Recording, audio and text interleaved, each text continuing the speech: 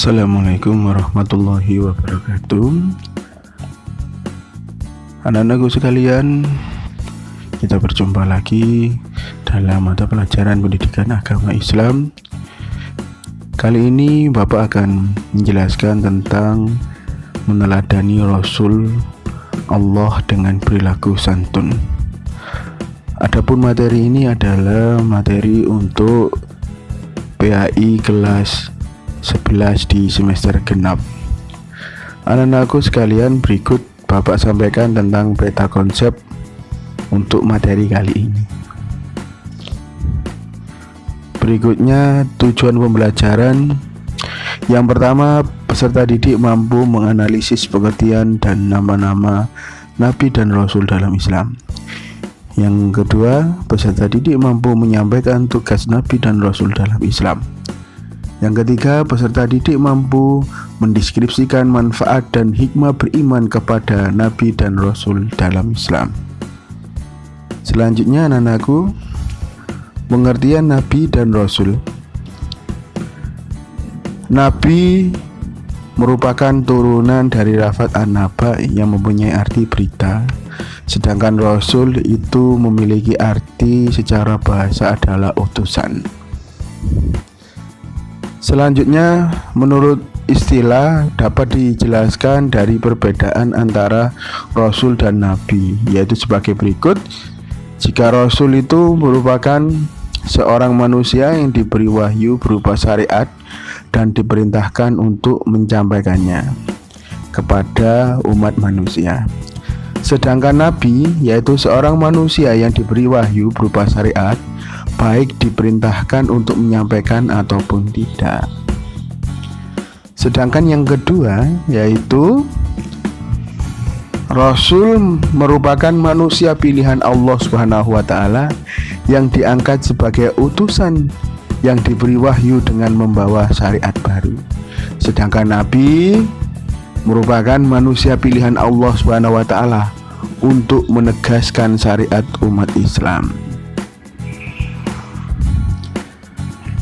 Selanjutnya, anak-anakku, adapun di antara dalil naklih iman kepada Rasulullah adalah yang pertama adalah Quran surat An-Nisa ayat 136. A'udzu billahi minasyaitonir rajim. Ya ayyuhalladzina amanu aminu billahi wa rasulihi wal kitabil ladzi nazzala ala rasulihi wal kitabil ladzi anzala min qabl wa may yakfur billahi wa malaikatihi wa kutubihi wa rusulihi wal yaumil akhir faqad dhalla dhalalan ba'ida. Yang artinya, wahai orang-orang yang beriman, tetaplah beriman kepada Allah dan Rasulnya Muhammad dan kepada kitab Al-Quran yang diturunkan kepada Rasulnya serta kitab yang diturunkan sebelumnya. Barang siapa yang ingkar kepada Allah, malaikat-malaikatnya, kitab-kitabnya, rasul-rasulnya, dan hari kemudian, maka sungguh orang itu telah tersesat sangat jauh. Demikian arti daripada Quran surat An-Nisa ayat 136. Selanjutnya yaitu hadis yang diriwayatkan oleh Muslim nomor 9. An Umarah radhiyallahu anna Rasulullah sallallahu alaihi wasallam qala antu'minuna billahi wa malaikatihi wa kutubihi wa rusulihi wal yaumil akhir wa tu'minuna bil qadri khairihi wa syarrihi. Yang memiliki arti dari Umar radhiyallahu bahwa Rasulullah sallallahu alaihi wasallam bersabda, iman itu ialah engkau beriman kepada Allah, para malaikatnya, kitab-kitabnya, para rasulnya, hari akhir, juga beriman terhadap ketentuannya yang baik dan yang buruk. Hadis riwayat Muslim nomor 9. Selanjutnya, anak-anakku, jumlah dan nama Nabi dan Rasul. Berapa jumlah Nabi dan Rasulullah? Dalam hadis Nabi Muhammad SAW disebutkan dari Abu Umamah, Abu Dzar berkata, aku bertanya, wahai Rasulullah, berapakah jumlah nabi? Beliau menjawab, 124.000 nabi. Dari jumlah ini terdapat 315 rasul, dan itu adalah jumlah yang sangat banyak.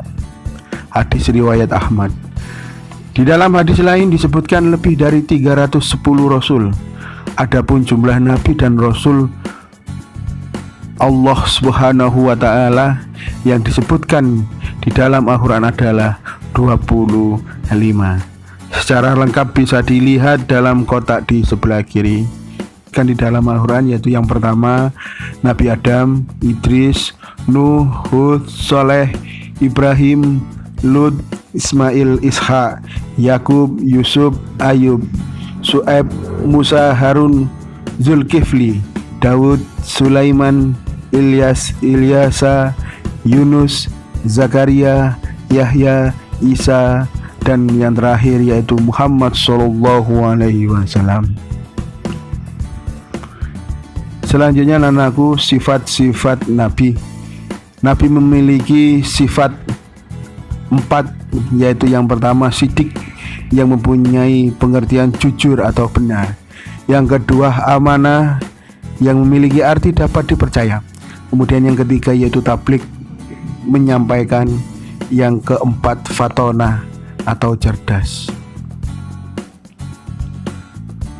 Sebelumnya dijelaskan bahwasanya merupakan sifat wajib Rasul, sifat pasti yang dimiliki oleh seseorang.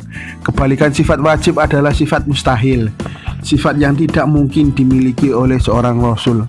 Adapun sifat mustahil Rasul itu adalah yang pertama kizib, yang berarti dusta.